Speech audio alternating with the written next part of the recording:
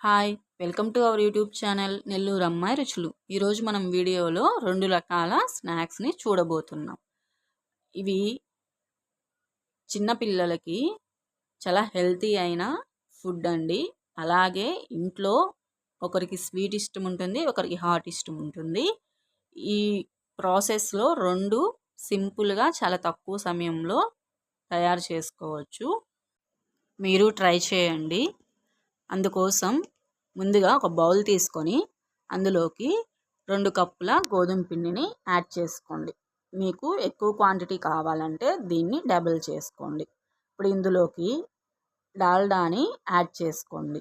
డాల్డా బదులు బటర్ని కూడా యాడ్ చేసుకోవచ్చు. బటర్ అయితే ఇంకా టేస్టీగా వస్తాయి. నేను డాల్డాని వేసుకున్నాను. ఇలా పిండిని చపాతీ పిండిలాగా కాకుండా కొంచెం స్మూత్గా, మరీ లూజ్గా కాకుండా మీడియంగా పిండిని కలుపుకొని దీన్ని 2 అవర్స్ వరకు పక్కన పెట్టుకోండి.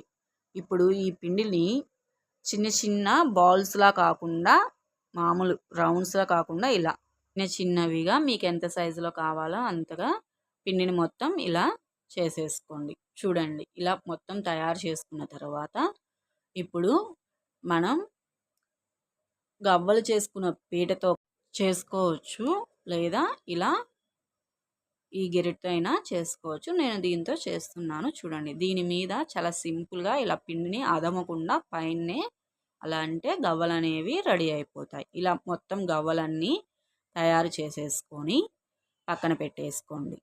ఇప్పుడు వీటిని డీప్ ఫ్రై చేసుకునేడానికి సరిపడా ఆయిల్ని స్టవ్ వెలిగించుకొని పెట్టుకొని, ఆయిల్ బాగా హీట్ అయిన తర్వాత మీడియం ఫ్లేమ్లోకి పెట్టి వీటిని బాగా ఫ్రై చేసుకోండి. హై ఫ్లేమ్లో పెట్టకుండా మీడియం ఫ్లేమ్లో పెట్టుకొని ఫ్రై చేసుకోవాలి. హై ఫ్లేమ్లో పెడితే లోపల కాలవండి. అందువల్ల మీడియం ఫ్లేమ్లో పెట్టుకొని గెరిటతో తిప్పుతూ బాగా ఫ్రై చేసుకోండి. ఇవి బ్రౌన్ కలర్ వచ్చేంత వరకు ఫ్రై చేసుకోవాలి. ఇలా చూపించిన విధంగా బాగా డీప్ ఫ్రై చేసుకొని వీటిని ఒక బౌల్లోకి తీసుకొని పక్కన పెట్టుకోండి.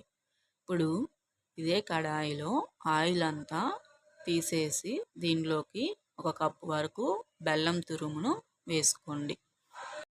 1½ కప్పు వాటర్ని యాడ్ చేసుకోండి. ఇది తీగ పాకం రావాలండి.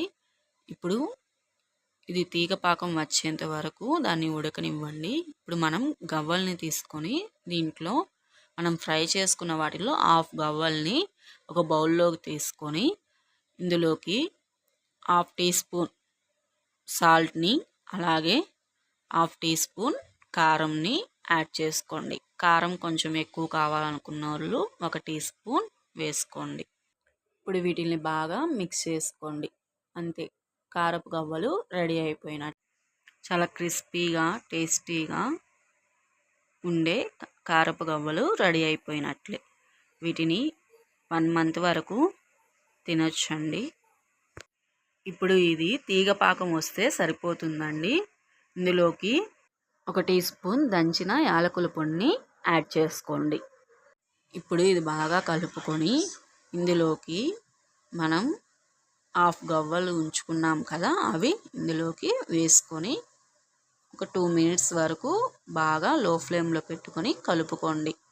పాకమంతా గవ్వలకి బాగా పట్టేటట్టు 2 మినిట్స్ వరకు కలుపుకున్న తర్వాత స్టవ్ ఆఫ్ చేసేసి వీటిని ఒక 20 మినిట్స్ వరకు అలాగే ఉండనివ్వండి. ఇవి బాగా చల్లారిన తర్వాత ఇలా పొడి పొడిగా వస్తాయండి. ఇప్పుడు వీటిని ఒక బౌల్లోకి తీసుకొని సర్వ్ చేసుకోండి. ఇవి 1 మంత్ వరకు స్టోర్ చేసుకోవచ్చండి.